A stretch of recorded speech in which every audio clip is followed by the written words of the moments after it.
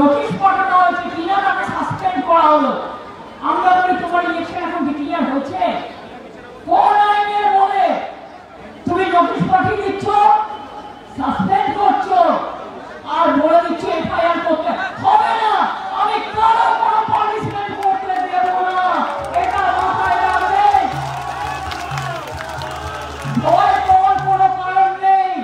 BJP Rabindranath ঠাকুর গান্ধীজি কে নিয়ে একটা কবিতা লিখেছিলেন, সেখানে লাস্ট লাইন ছিল ভয় না পেলে ভয় দেখাবে কাকে। আজকে কি বলছে, তুমি অফিসারদের ভয় দেখাচ্ছ, পুলিশকে ভয় দেখাচ্ছ, শুনুন আপনাদের প্রোটেক্ট করার দায়িত্ব আমাদের, আমরা আপনাদের রক্ষা করবো জীবন দিয়েও, কোনো চিন্তা করবেন না, কেউ হতাশ হবেন না। 2 মাসের জন্য ইলেকশনে আপনারা আসেন, আবার উঠে চলে যান বসন্তের কোকিলের মতো। এখন ইলেকশনের অনেক দেরি আছে, 8 মাস দেরি আছে।